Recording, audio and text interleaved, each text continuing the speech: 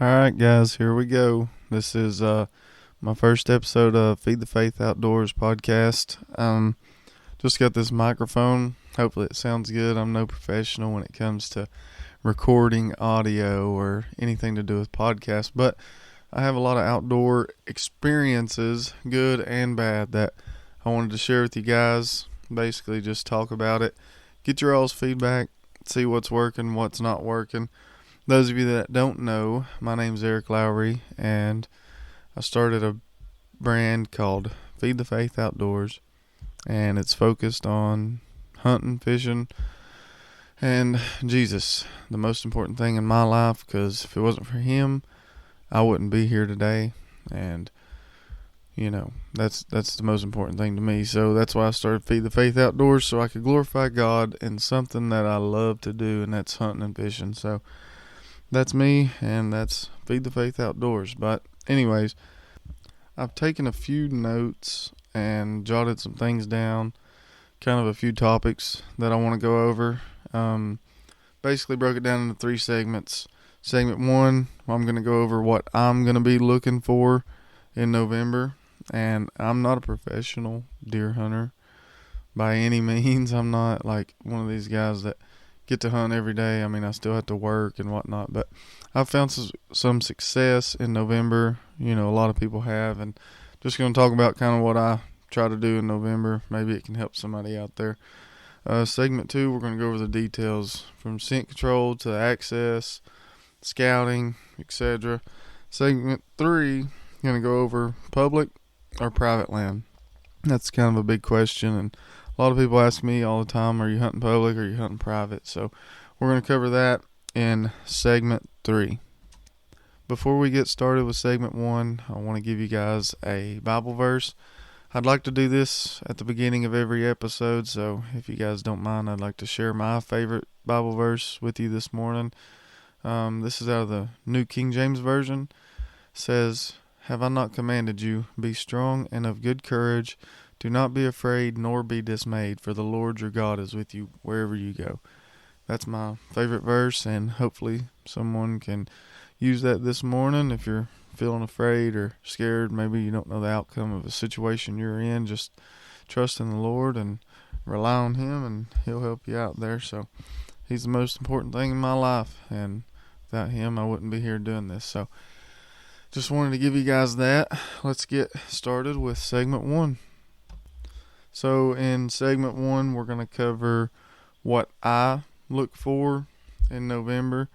Here in East Tennessee, it is November 8th this morning, and we've had a lot of warm weather, which is really unfortunate for the rut. Our rut, I feel like, takes place around the 2nd and 3rd week of November, and a lot of our pre-rut activity takes place, the first week of November, the end of October.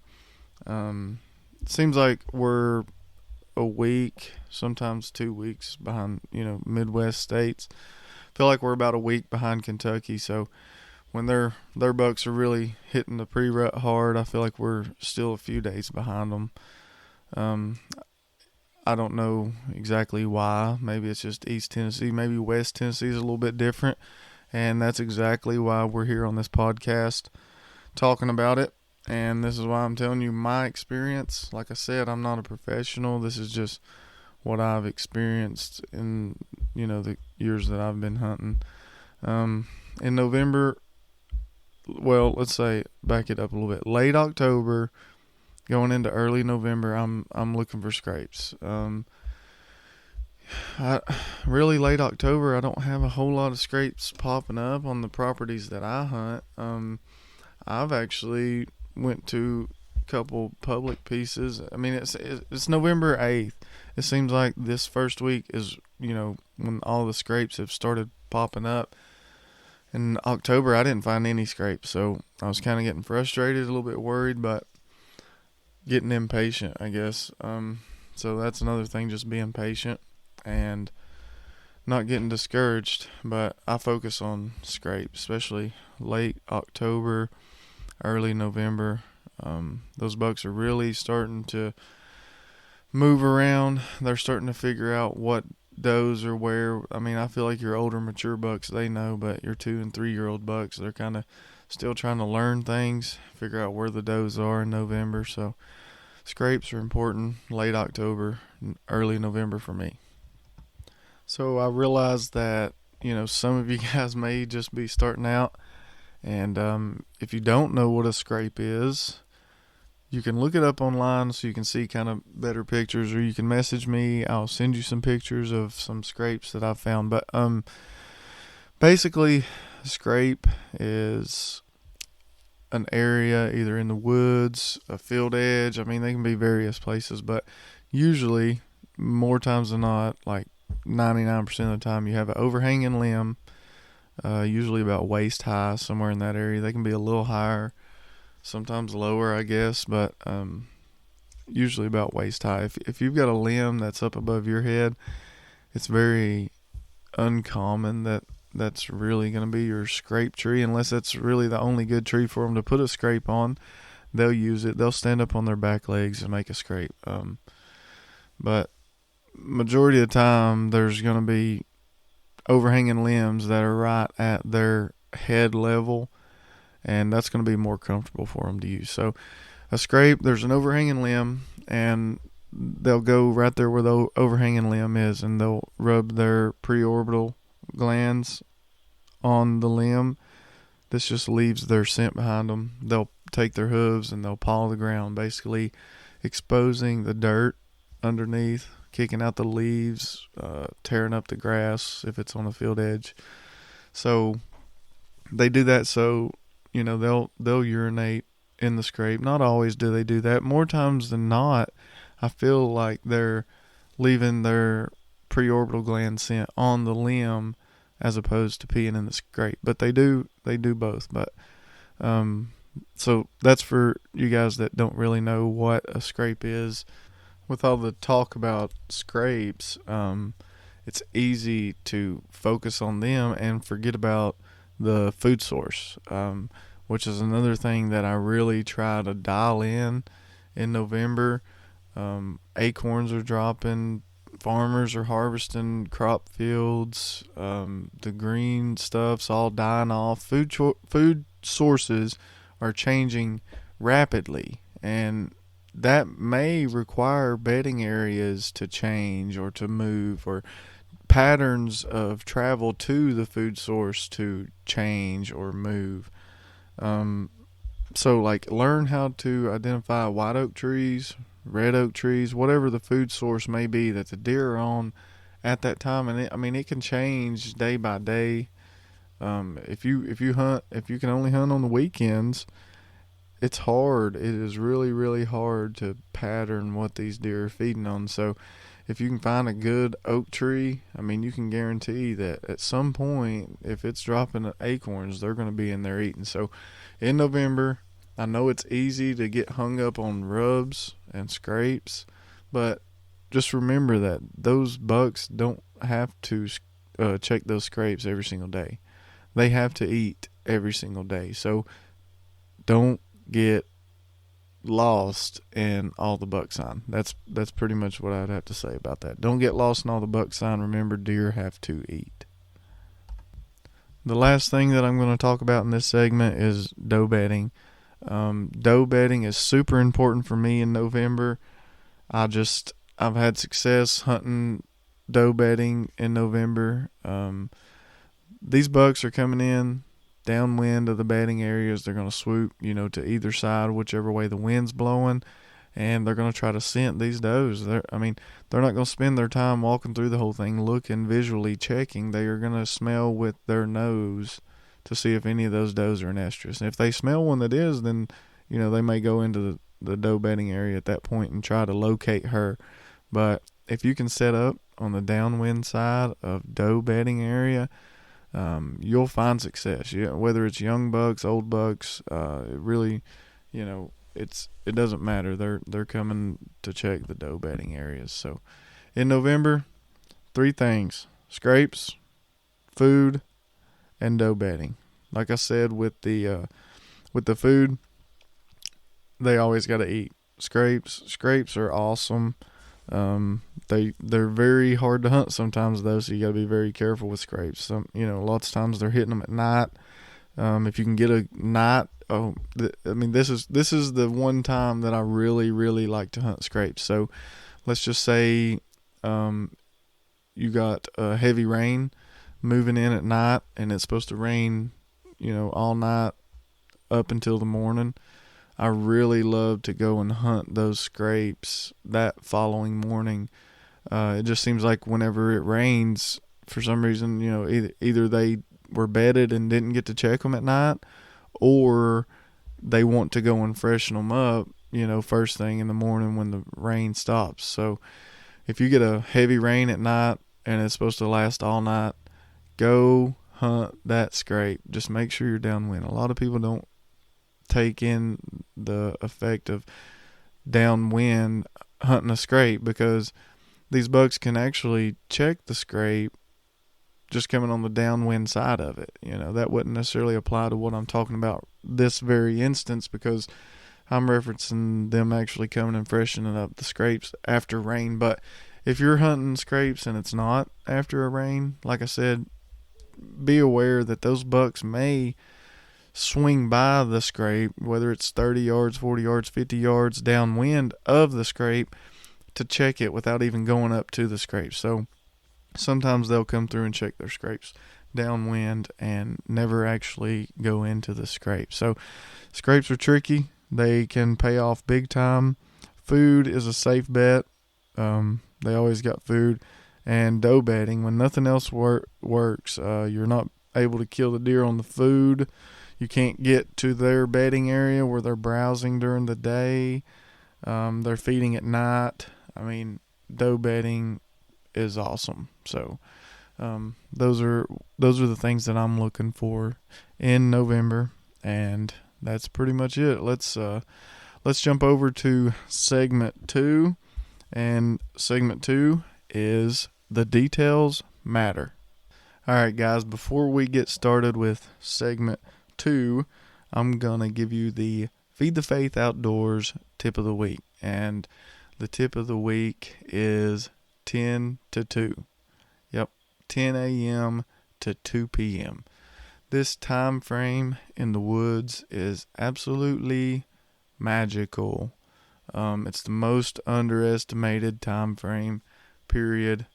A few years back, a good friend of mine, Kenny Frost, Northeast Tennessee Big Game Recovery, I went over to his house, and I'm talking bucks on the wall. This dude's killed a ton, 130, 140, 150. I don't know what the biggest buck he's ever killed is, but he's got a lot of them on the wall. And I asked him, man, what are you doing to kill these things? And he said 10 to 2.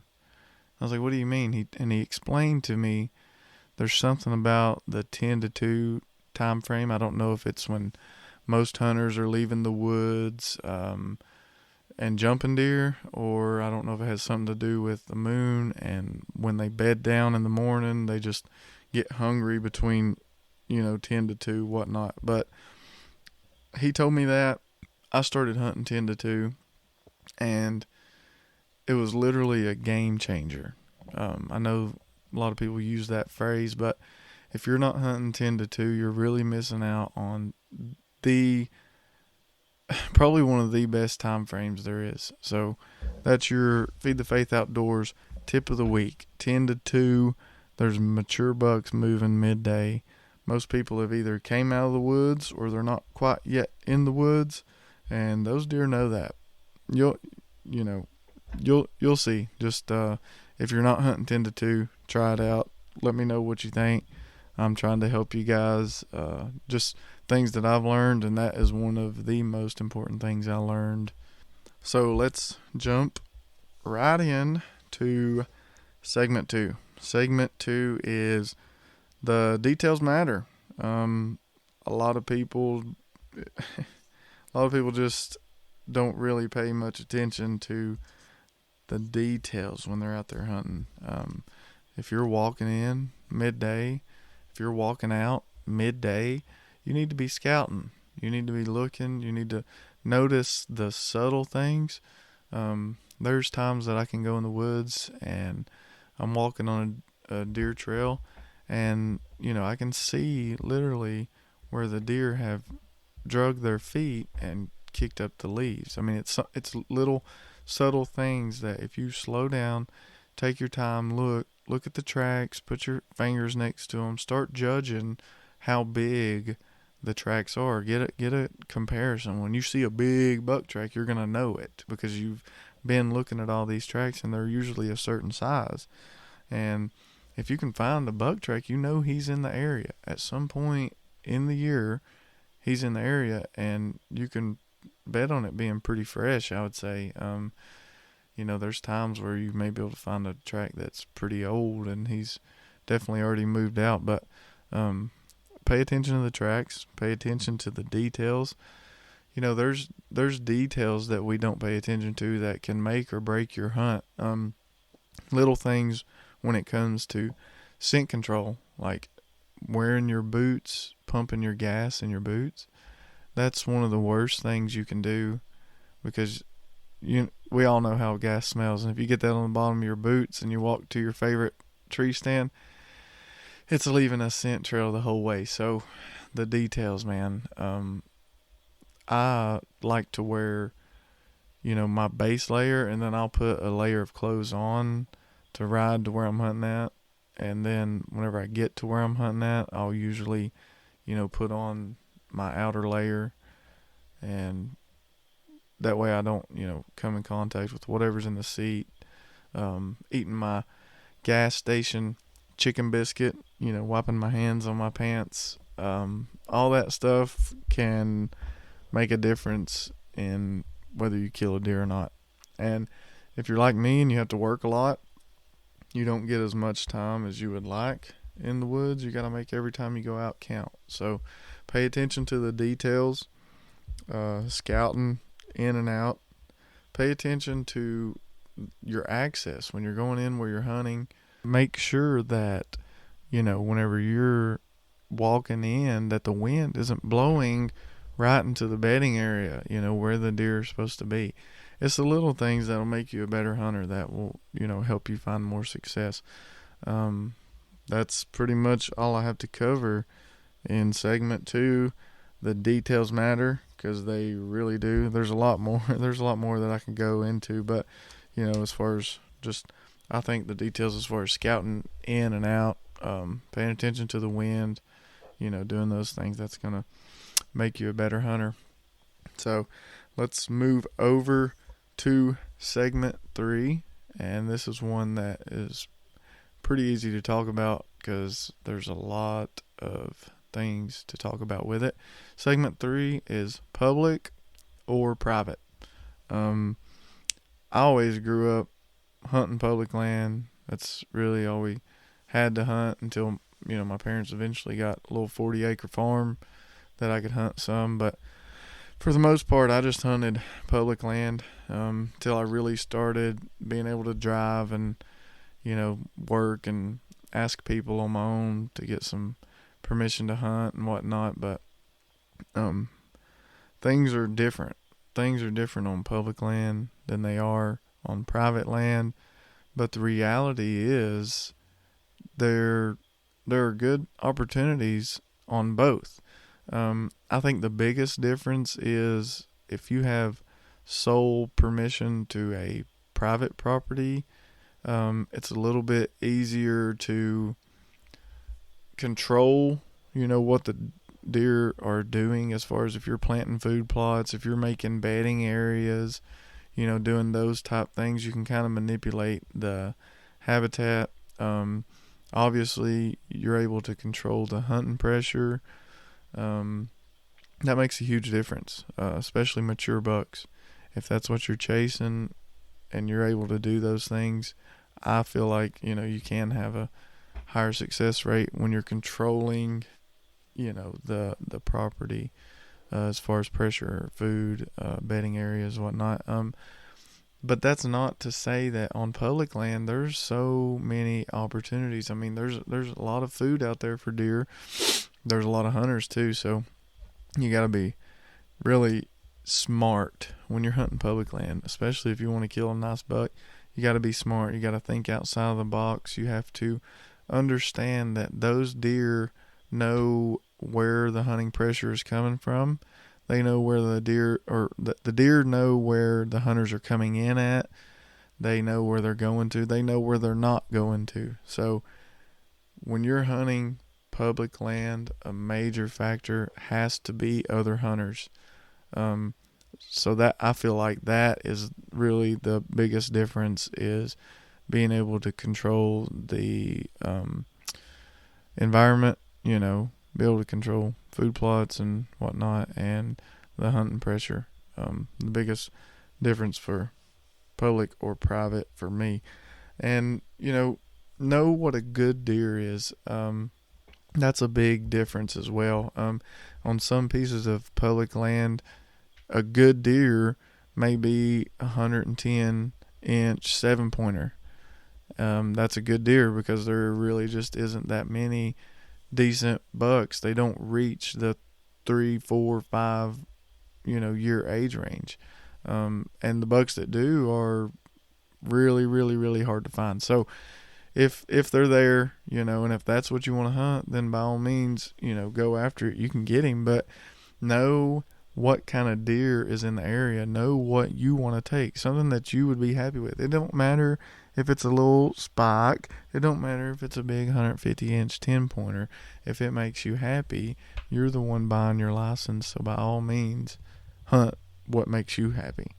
Know, are you hunting for meat? Or are you hunting for a mature buck? Are you hunting public? Or are you hunting private? You really have to figure out what kind of tactics that you need to use based on what you're hunting. So that's kind of what I wanted to talk about in segment 3, private or public. I'm going to get more detailed with these podcasts. This is the first one I've ever done, so I'm really trying to figure out how to break these things down, how to take my notes, how to cover things better for you guys. So if you can let me know what I've talked about that you want to go in depth with a little bit more, I can do that for you guys. I'm just trying to figure out, and these are all, kind of things that I wanted to talk about for new hunters. I guess, hunters that have been hunting for a while. All these things play a factor. I'm going to do a little quick recap here, and we'll get on out of here and finish this thing up.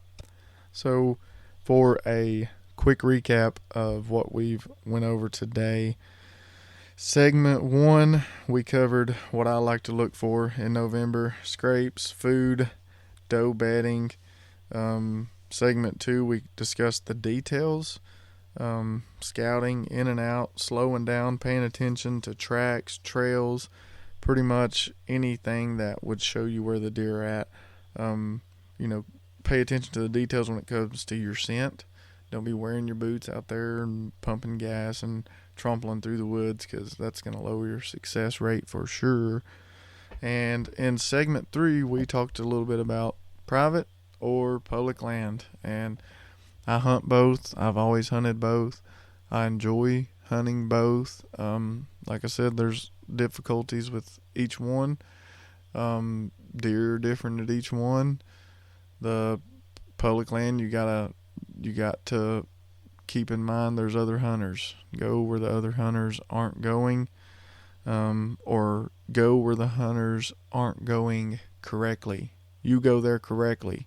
That's what I talked about in the details. Paying attention to your wind, the access. Somebody may be hunting this area, but they may be going in there on the wrong wind every single time and bumping that buck before, daylight. So maybe you can figure that out. Go in there on the right wind and kill that thing. That's pretty much what we covered in segment 3, public and private. Are you going after meat or mature bucks? So that's kind of going to wrap up the episode. Also left you with the tip of the week: 10 to 2. Hunt 10 to 2. If you're not doing it, you need to. Like yesterday, 10 to 2 yesterday. Start. And for you guys that hunt in Tennessee, I told you I was going to give you a bonus segment. The Tennessee Rut Report. Man, this is good. It is November 8th. Okay, November 8th. And it is 7 o'clock in the morning. So I'm sitting here and I'm looking at the weather. We have a really, really, really nice cold front coming in. So all this week, I guess today the high is 74. Tomorrow's high is 68. Thursday's 69. So you're looking, right around that 70 range as far as the average goes. And then on Friday, it starts to rain, and that temperature starts dropping. 64 on Friday with rain, and then Saturday is 52 for the high. 52 degrees, guys. Saturday is going to be absolutely killer. The low for Saturday morning is 24. So, honestly, if you're not in the woods this weekend, you're going to miss probably this is the kickoff to the Super Bowl. I feel like here in East Tennessee, like I said, we're a little bit behind the Midwest.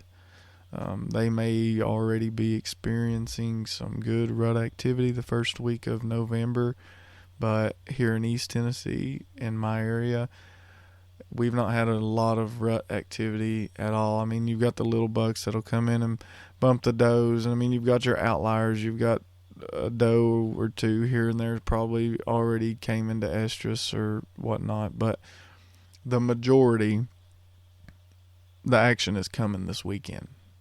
And if you're not in the woods this weekend, you're crazy. Even next week, I mean, Sunday is a high of 42. So let's look at this. Thursday, 69 degrees, and then Sunday, 42. That's over a 20-degree temperature drop.